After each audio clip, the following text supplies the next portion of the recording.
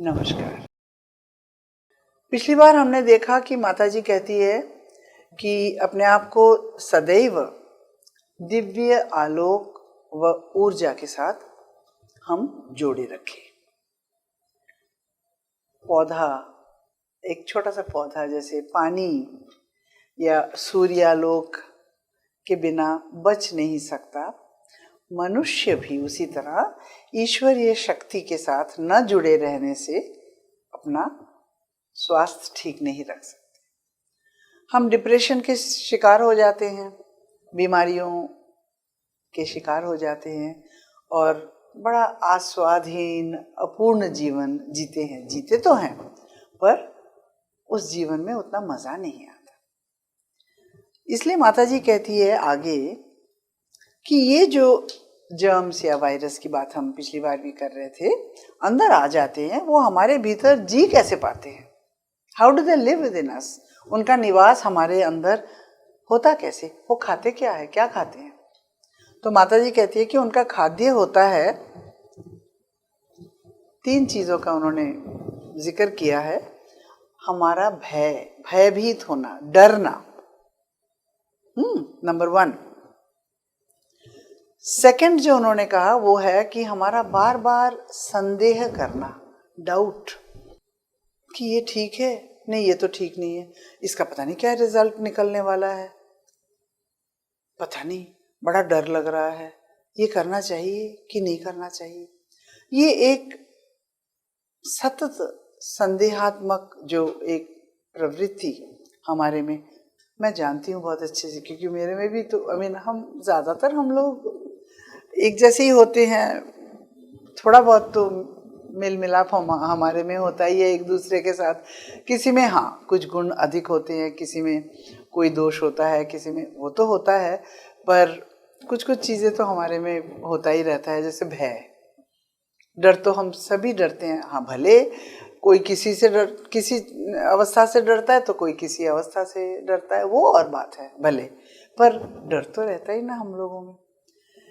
तो सेकंड हुआ डाउट, और थर्ड वो कहती है नो कॉन्फिडेंस।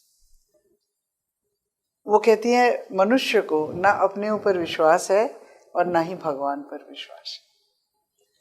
सो फियर, डर, डाउट, संदेह and no faith in the divine, वो कहती है ये 3 स्पष्ट कारण होते हैं हमारे शरीर के भीतर रोगों के निवास का। रोग जब घुसते हैं, ये 3 चीजें जो हमारे अंदर होती है वो उसको बहुत अच्छे से रहने के लिए स्थान प्रदान करती है ना। माँ कहती है कि भय के 3 कारण होते हैं, ये इंपॉर्टेंट है।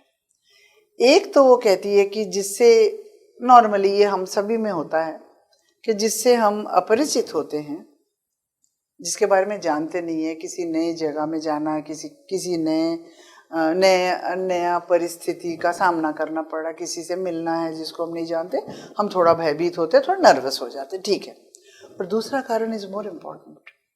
वो कहती है कि हम अपनी सेफ्टी और सिक्योरिटी, अपनी सुरक्षा, अपनी संरक्षणता, कि हम बचे रहे, दूसरों को कुछ भी हो जाए, हमारा परिवार ठीक रहे, ये जो सेफ्टी सिक्योरिटी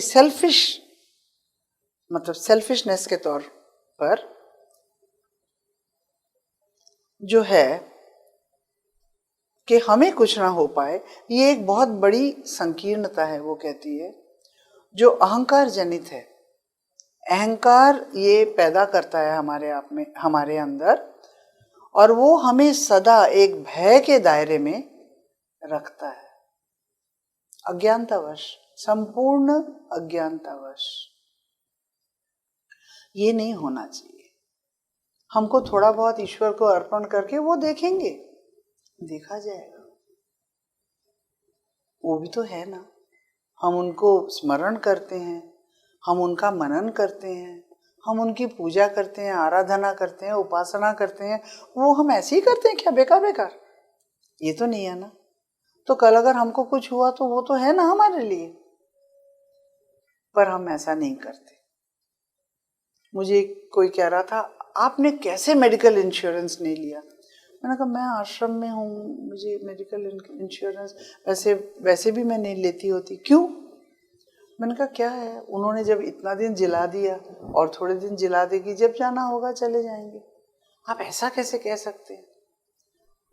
तो यही होता, हम हर एक क्षेत्र में जरा अपनी सुरक्षा को जरा ज्यादा अहमियत देते हैं। थर्ड वो बोलती है, no spontaneous faith and trust in the divine our sustain. ईश्वर में एक सहज आस्था जो हमारे स्वभाव में बिना प्रयास किए होना चाहिए, वो नहीं है। उन पर जो हमारे जन्मदाता है, जो हमारे परिपालक है, जो हमारे संरक्षक है, माता पिता बंधु सभी है, उनके ऊपर हमारा आस्था नहीं है, विश्वास नहीं है। तो इसलिए वो कहती है कि ये 3 कारणों से अगर हम उठ सकते हैं, ऊपर जा सकते हैं, तो भय को हम काबू कर सकते हैं। अब कहती है कि मन तो हमारा मास्टर होता है, जो भी है, मन प्राण शरीर में मन नेता होता है। उपनिषदों में भी यही लिखा हुआ है।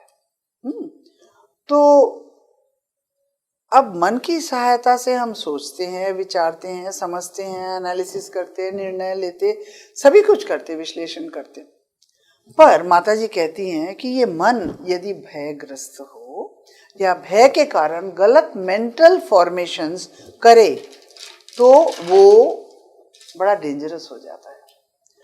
वो एक छोटी चीज को माता जी कहती है वो भयावह आकार दे देता है। मैं कई लोगों को जानती हूँ जो मतलब छोटे छोटे कलह, छोटी छोटी बीमारियां, छोटी छोटी कभी हमारे जीवन में विपरीत परिस्थितियां तो आती रहती हैं, उनको वो एक इमीडिएटली एक मेंटल फॉर्मेशन ऐसा दे देते हैं कि वो मतलब कि तिल का ताड़ बन जाता है, रिश्ते टूट जाते हैं, जीवन में अशांति फैल जाती है, झगड़े हो जाते हैं। एक छोटा सा बुखार हुआ, भय के कारण वो इधर उधर दौड़ के भाग के बड़ा बना देते हैं। और हमारे अंदर में वो जो निवास करते हैं ना, माता जी ने जो बोला, खाद्य हम बनते हैं भय का, डाउट का, वो तब हावी हो जाता है हमारे ऊपर, तो शरीर ग्रस्त हो जाता है। शरीर बेचारा करे क्या, उसे तो चलाता है मन और प्राण, जो बोलते हैं सुनना पड़ता है, उसकी बात कौन सुनता है। शरीर से नाता जोड़ना एक दूसरी चीज होती है, उसके बारे में माता जी ने बहुत कहा है, किस तरह से how to befriend a body, how to make friendship with our body, body itself, शरीर, नॉट मन। शरीर क्या चाहता है, ये एकदम दूसरी दुनिया है शरीर की। कभी चर्चा करेंगे तो जरूर करेंगे, अवश्य करेंगे। और ये जो चीज होता है, जितना जितना मैंने देखा अपने जीवन में, अपनी कल्पित धारणाओं, मेरे में भी देखिए, मैं जो भी कुछ बात कर रही हूँ, मेरा अपना भी तो अनुभव है ना। कई बारी एकदम मन ना, कुछ हुआ भले कुछ हुआ, पर मन एकदम कल्पित धारणाओं, और वो भी ज्यादातर नकारात्मक। अरे अब तो ये होना है, ये तो होके ही रहेगा। तब मेरे हस्बैंड बोलते ये अपने आप को रोको रोको रोको, नॉट एनी मोर। तो ठीक है, I have a good companion, पर कंपेनियन हो या ना हो, अपने आप को ही फिर बोलना पड़ता है कि भाई ये क्या बात है, नहीं दीपशिका ये बहुत गलत बात है, ये कोई बात हुई, ऐसा सोच। तो फिर वो तो हम सब भुगते हुए हैं, भुक्तभोगी है, हम सभी जानते हैं करना कितना डिफिकल्ट होता है, पर करना पड़ता है। वही एकमात्र रास्ता, एकमात्र उपाय है, ईश्वर का हाथ पकड़ के, भय को निकाल के, डाउट को निकाल के, फलाना ये करके वो करके आगे बढ़ना। इसलिए माता जी कहती है कि अपने को निरोग एवं शांति में रखना है तो क्वालिटी ऑफ थॉट्स को देखना बड़ा जरूरी है। हम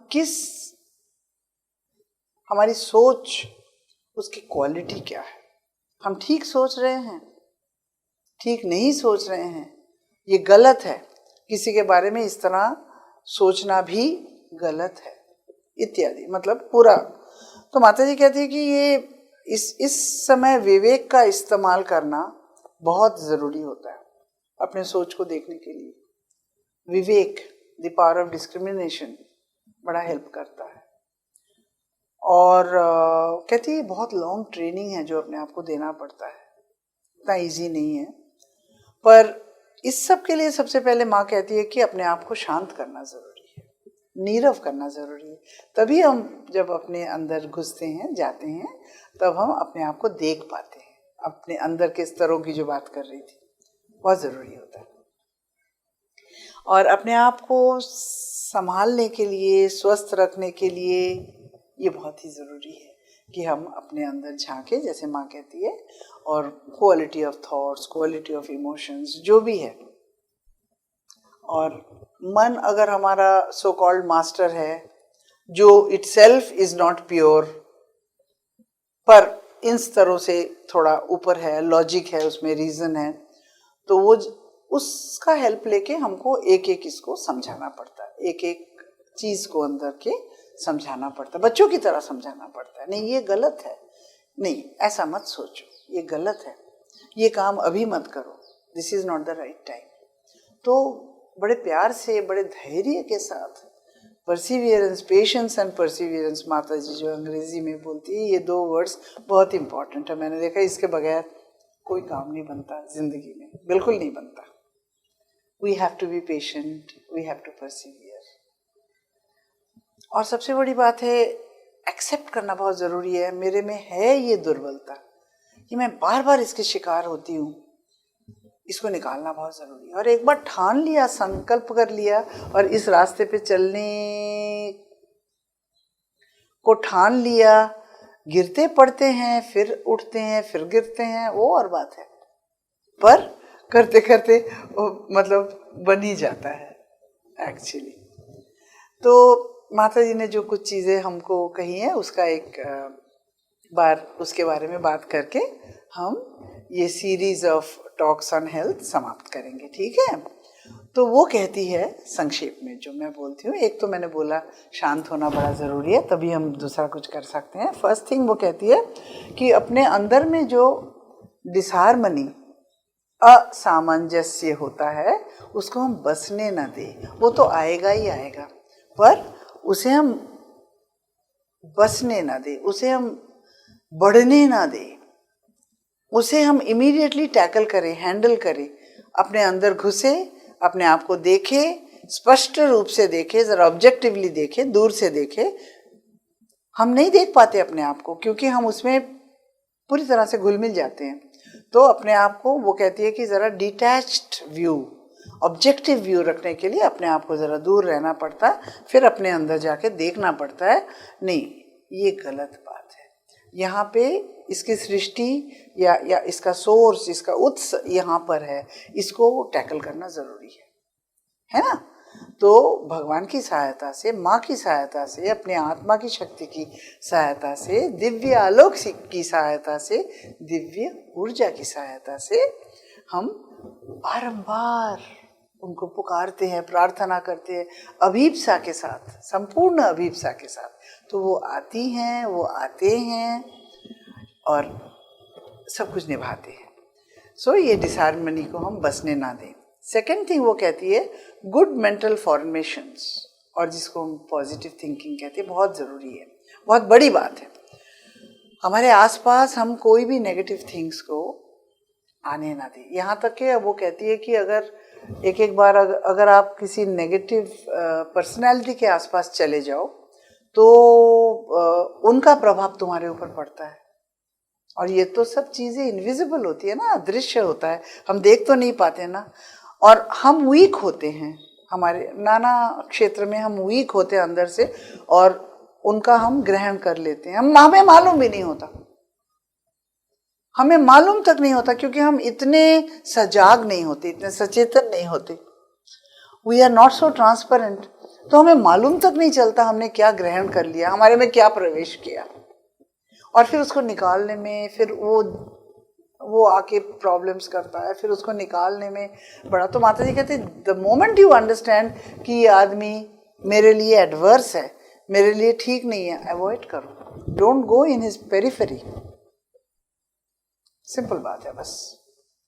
याद है ना वो कबीरदास जी कहते थे सत्संग करो, या हमारे गुरु हमारे संत सत्संग कहते थे ना। कबीरदास जी का वो दुआ है ना कि केले के पेड़ के इतने बड़े बड़े सुंदर हरे हरे पत्ते, इतने बड़े बड़े, वो भी बेर के पेड़ के पास हुआ तो सारा उसमें छेद आ जाता है, वो सारे टूट जाते हैं, उसका वो रूप आकार बिल्कुल नहीं रहता, क्योंकि वो कंपनी बेर की है उसके, और बेर के पेड़ में भर के कांटे होते हैं। वैसे ही सत्संग का बड़ा प्रभाव होता है। तो वो कहती है कि अगर देखा कोई भी जरा तुम्हारे लिए ठीक नहीं है, उनको अवॉइड करो। फिर उसके बाद वो कहती है कि छोटा मोटा कुछ भी हो जाए, वो एग्जाम्पल देती है कि हड्डी टूट गया। देखिए हड्डी टूटना कोई छोटी मोटी बात है ना, थोड़ा बहुत कुछ हो गया तो और बात है। वो सीधा कहती है हड्डी टूट गया, और ये भी कोई कथोपकथन नहीं है किसी के साथ कि किसी हड्डी टूट गया। कहती क्या हुआ, अपने आप को बोलो कि हड्डी तो टूटा ना, कितने दिन जीना है मेरे को, अरे 2-3 महीना डॉक्टर ने कहा, ठीक है मैं पड़ा रहूंगा। उसके बाद वो था भी कोई स्पोर्ट्समैन, जंप करता था, मतलब जंप आप जानते हैं ना, ऑब्स्टिकल रेस जो होता है ना, जो रनिंग करते हुए जंप करते हुए जाते हैं, वो जंपर था। तो उन्होंने कहा कि अरे अपने आप को बोलो ठीक हो जाएगा थोड़े दिनों के बाद, और फिर से मैं चलूंगा, रनिंग करूंगा, जंप भी करूंगा। ये होना चाहिए तुम्हारा एटीट्यूड। हड्डी टूट जाने के बाद कितना पेन होता है, कितना कष्ट होता है, एक बार मेरे को हुआ था, मुझे मालूम है। सो वो कहती है छोटी मोटी चीजें मन में लाओ ही नहीं, एकदम शरीर ठीक हो जाएगा। एक बार तुम्हारा ये एटीट्यूड रहे तो तुम्हारा शरीर इतना सहायक बन जाएगा कि तुमको अगर 3 महीने में डॉक्टर ने बोला, तुम 1.5 महीने में ठीक हो जाओगे। ठीक है। नेक्स्ट 4th वो कहती है conscious union with the divine. ईश्वर के साथ एक संपूर्ण सजग, सचेतन, सजीव संपर्क हम बनाए रखें, बहुत ही वो जरूरी है। ठीक है। 5वां उन्होंने कहा अपने आप को, बहुत इंपॉर्टेंट है, अपने आप को ऐसा बनाओ जो दूसरों से ऊर्जा न उधार तुम्हें लेना पड़े। दूसरों की ऊर्जा से तुम्हें अपनी ऊर्जा उधार नहीं लेना पड़े। अपनी ऊर्जा को ऐसा सशक्त बनाओ कि तुम दूसरों को दे सको, दूसरों का उपकार कर सको, दूसरों का दुख दर्द शेयर कर सको। समझे। और तुमको ऊर्जा कहां से मिलेगी? 6ठा उन्होंने कहा अपनी अभीप्सा को इतना तीव्र बनाओ कि परम प्रभु से तुम्हें कभी ना खत्म होने वाली जो ऊर्जा है वो सतत मिलती रहे, और तुम सुखी व स्वस्थ जीवन जी सको, और दूसरों को भी सुखी व स्वस्थ जीवन जीने में हेल्प करो। तो यही चीजें हैं स्वास्थ्य के बारे में जो मैं सोचती हूँ हम लोग अगर जाने और प्रैक्टिस करें, आचरण में ले आए, तो हमारे लिए बहुत ही अच्छा रहेगा, हमारे लिए बहुत ही फलदायी, लाभदायी, फलप्रद बनेगा। ठीक है। इसके बाद तो मैं यहीं पे ख़त्म करती हूँ ये सिलसिला जो हमने स्वास्थ्य के बारे में शुरू किया था कुछ हफ्ते पहले, और इसके बाद मैं जब आऊँगी तब और किसी थीम के बारे में बात करेंगे, पर मैं उन्हीं थीमों के बारे में बात करूँगी जो हमको साधना में हेल्प करे, जो हमने माता जी से यहाँ पर सीखा है। ठीक है। नमस्कार।